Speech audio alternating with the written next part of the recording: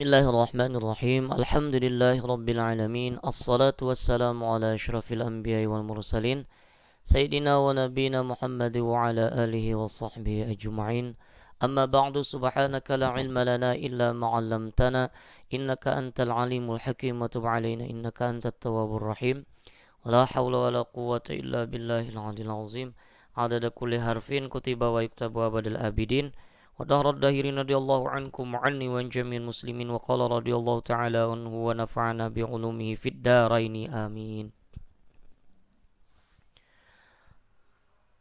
Faslun fi adabis siyam. Bermula ini fasal pada menyatakan adab berpuasa. Ini kita ambil dari kitab Hidayatus Salikin.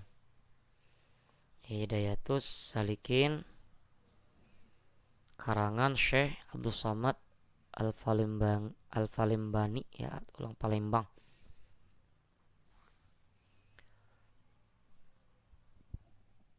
Dan tiada sah puasa Ramadan itu melainkan jika berniat pada malam Ramadan.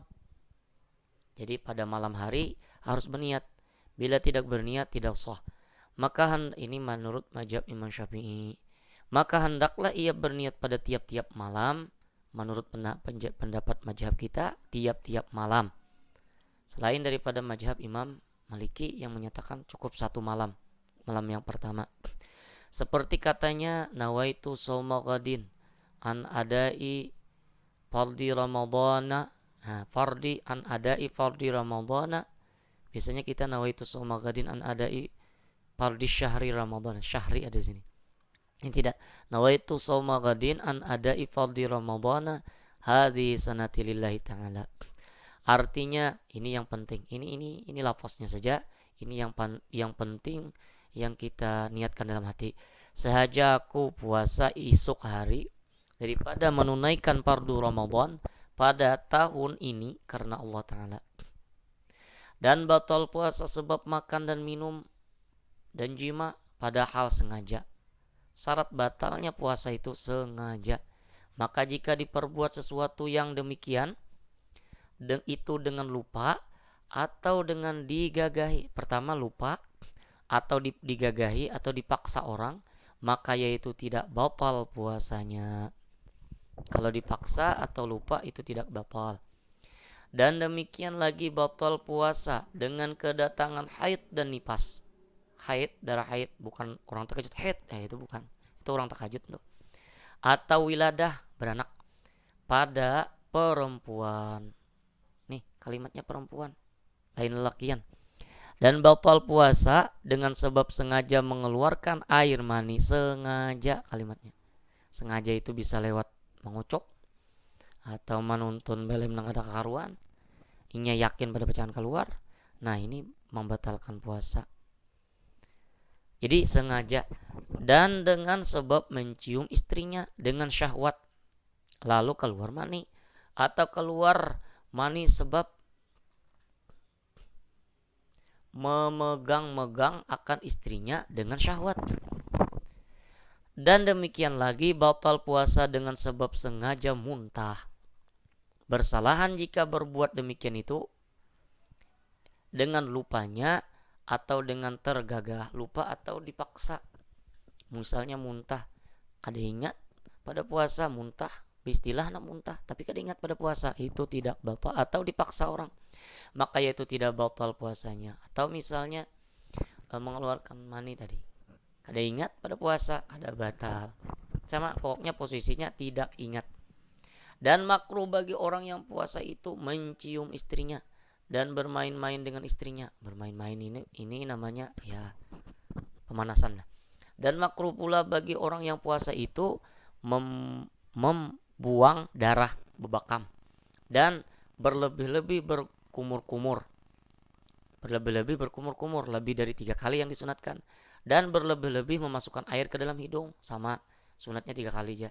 Pada ketika mengambil air sembahyang, maksudnya berwudu. Dan makruh bagi orang yang berpuasa itu bersugi, bersikat gigi, kemudian setelah, maksudnya daripada gelincir matahari, setelah tergelincir matahari sekitar jam 12 lebih ya. Dan sunat bagi orang yang puasa itu menyegerakan berbuka. Berarti kalau sebelum jam 12 ini tadi boleh. Dan sunat bagi orang yang puasa itu menyegerakan berbuka dan mentakhirkan sahur. Ini sudah kita jelaskan di dalam kitab Mabadi' Ilmu Fikih. Jadi kalau mau ingin rincinya ulang ke situ. Dan lagi sunat bagi orang yang puasa itu berbuka dengan korma, sudah juga. Maka jika tiada korma, maka yaitu dengan sesuatu yang manis. Kalau dalam Mabadi' Ilmu Fikih yang tidak kena api. Kalau di sini yang manis. Maka jikalau tidak dapat yang demikian itu, maka sunat berbuka dengan air. Dan sunat dibaca pada ketika berbuka. Ini di sini kalimatnya pada ketika. Berarti pada ketika berbuka. Kalau di dalam ilmu Mabadi'il Fikih setelah berbuka ada perbedaan sedikit. Allahumma laka sumtu wa bika amantu ala rizqi aftartu faghfirli.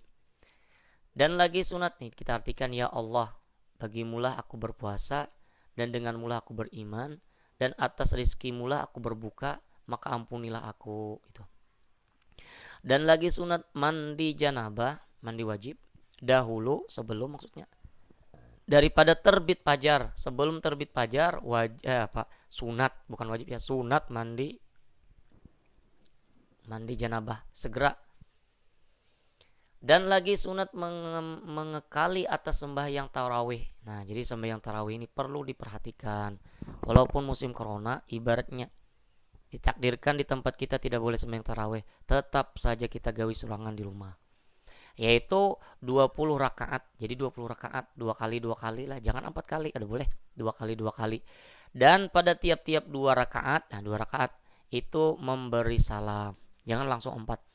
Dan lagi sunat pada bulan Ramadan itu membanyakan memberi sedekah. Memberi sedekah dan membaca Al-Qur'an dan zikir. Dan kata Al-Imamul Ghazali rahimahullahu taala, kata beliau, la yanbaghi an taqtasira. Nanti kita sambung. Wallahu ta'ala anu bisawaf. Mudah-mudahan ada manfaatnya.